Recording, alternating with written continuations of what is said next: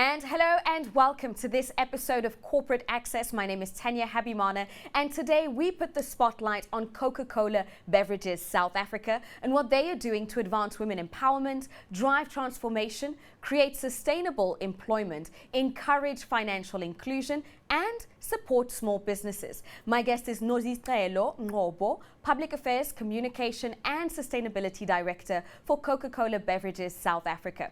So let's start off. I want to know, how is Coca-Cola Beverages South Africa driving transformation? Hello, and thank you so much for having me today. For us, transformation is in everything that we do. It's in our DNA, and we drive this through many aspects. First of all, we've got our BEE level 1, which we've been able to maintain for the last 2 years. And secondly, we've got a very progressive and aggressive strategy around economic inclusion that has got 3 pillars: education, entrepreneurship, and employability. And we don't just give people support and walk away. We walk the journey with them and make sure that they're actually absorbed in our own value chain. To date, we've spent 125 million around township economies, enterprise development, as well as bursaries to help young people. So for us, it's in everything that we do. And it's not something that just sits in one portfolio of the business. Each head of portfolio has got an KPI. They've got a mandate to do something within their space so that the entire value chain is captured and transformed and absorbs all the people that we support. So it's something that we're quite passionate about.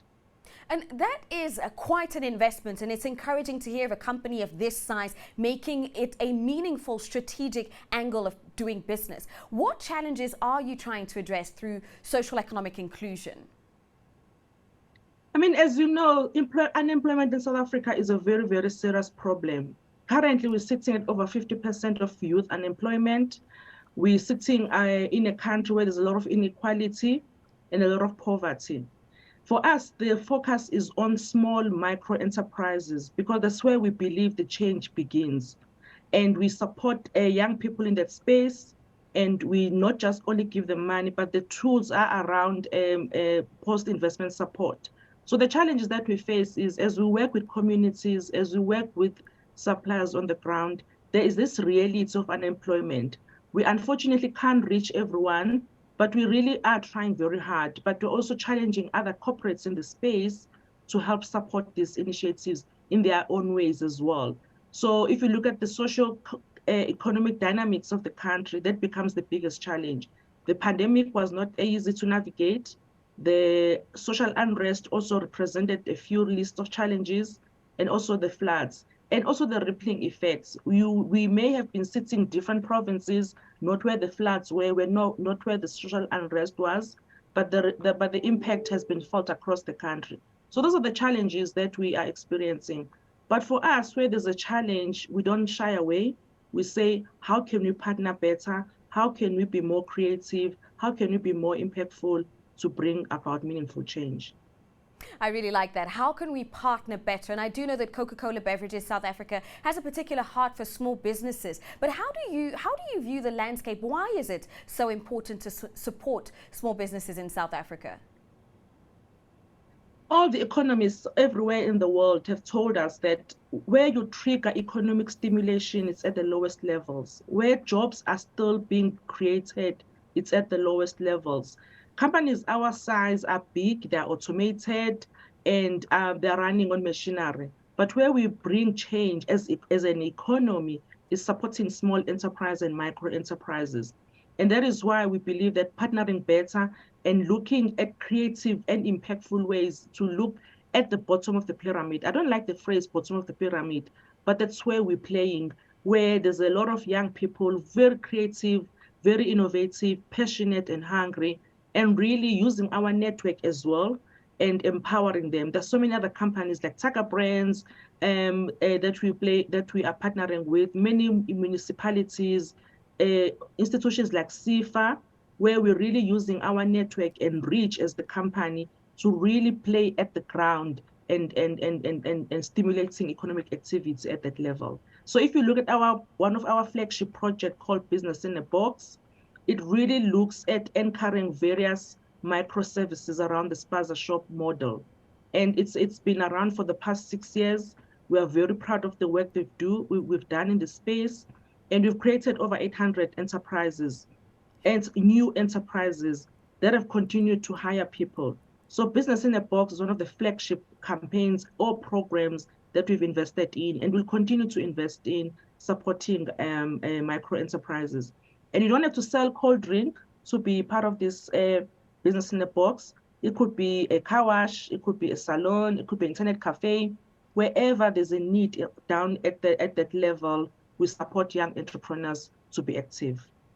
And that's a true example. And I like that you say playing on the ground, because that truly is what it is. It's ultimately an example of creating partnerships and working together with smaller business to ensure that they can integrate larger supply chains. Now, when it comes to Business in a Box, you said that you've achieved quite a substantial amount of businesses were created from that. But what's it looking like in the future? What are you hoping to achieve further? Oh, we want to do more. We want to do more. Business in a Box is a model that has worked, that is working, and it's something that we are supporting by governments and municipalities. National governments are supporting us.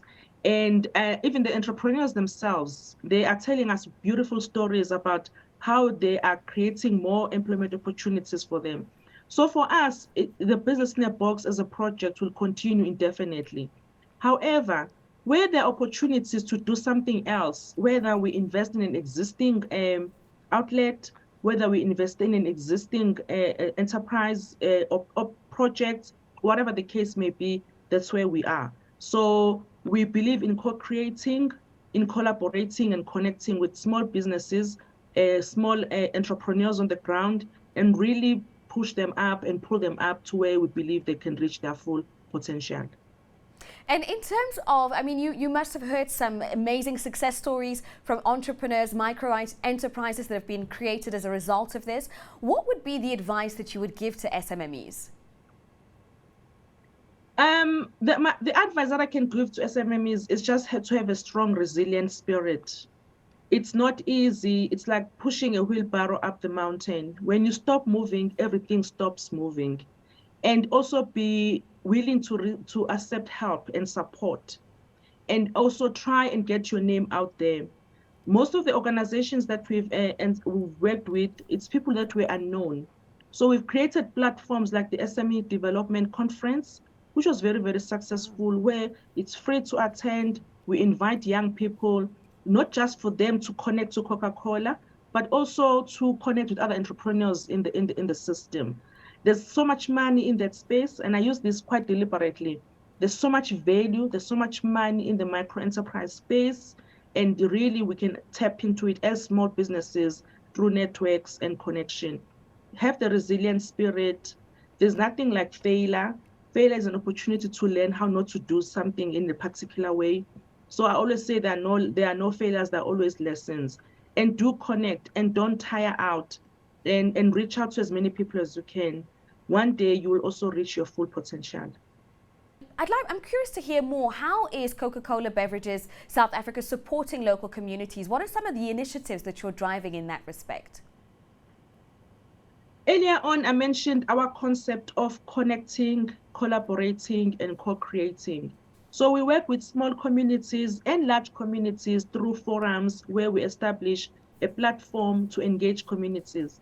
So instead of us just arriving and say, oh, here's a Business in a Box, you can do it 1, 2, 3, 4 ways, we actually engage communities through dialogue to find out what are the pressing points, what are the needs of the community, and actually have a 3 to 5 year plan, and agree that if a community has got that maybe 10 needs, then we agree what can we do in the first year, what can we do in the second year, what can we do in year 3, etc., etc.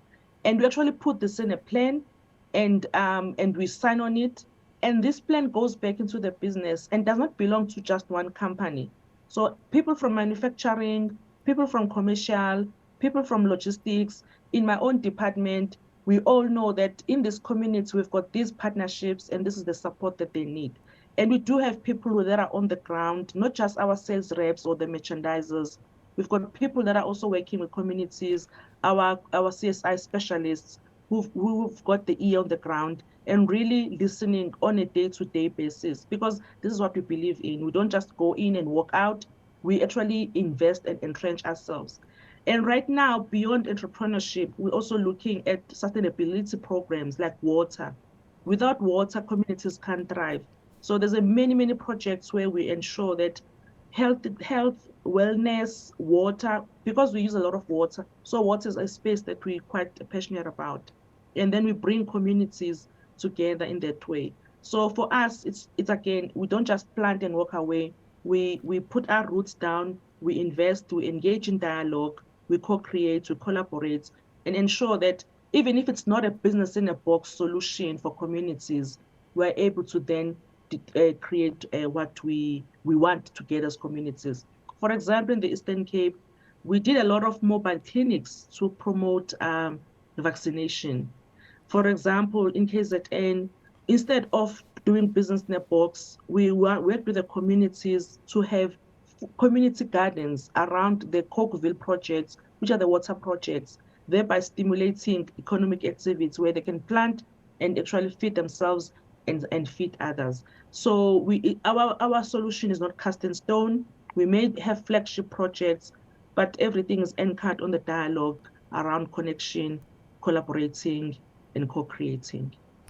I'm really getting a sense of a deliberate effort towards impact across the board, from gender representation, women empowerment, supporting small businesses, all the way through to sustainability. Now, one thing that I did note in your first answer actually was that you retained a level 1 triple BEE rating, and largely attributable to some of the investments that you've made in women program, gender representation. I'd like to hear a little bit more about this. What are some of the measures that Coca-Cola Beverages South Africa have put in place to advance the female agenda in the workplace?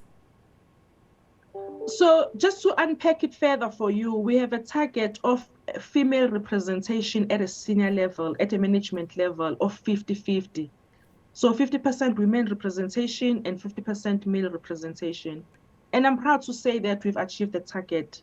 We're already at 50% female representation at senior management within the business, as well as in leadership roles within the business. So that sits squarely in the work that we do. We've got Coca-Cola plants and operations that are fully manned by women, that are being led by women. And this is something that we believe in. If you look at the entrepreneurs that we work with as well, our priority is ensuring that it's women-owned businesses. My mom was a medical doctor, but like most moms in the township, she ran her small spaza shop. And I know that women in communities are the fiber of society. And this is where we want to invest. And yes, you're right, it is a deliberate effort. It is not a fluke, it's not something that we are winging. It sits in our KPIs, it's in the scorecard of the MD, it is in my scorecard. So this is something that we are deliberate about and not just winging it. We're also looking at owner drivers that are female. We have a representation there. We're looking at local distribution partners that are businesses that are female owned. In the employment ratios, the people that we retain, the people that we hire and recruit, primarily it's about women. And we're very deliberate. It's not just only women, it's Black women in particular. Brilliant. Well, Nosiqhelo, I have to say I can feel the passion from you, and it's great to see and to hear that this is truly a deliberate strategy that is coming top down. Thank you so much for joining us today. Thank you to my wonderful guest. That was Nosiqhelo Ngobo, Public Affairs, Communication and Sustainability Director for Coca-Cola Beverages South Africa. And you were watching Corporate Access with Tanya Habimana.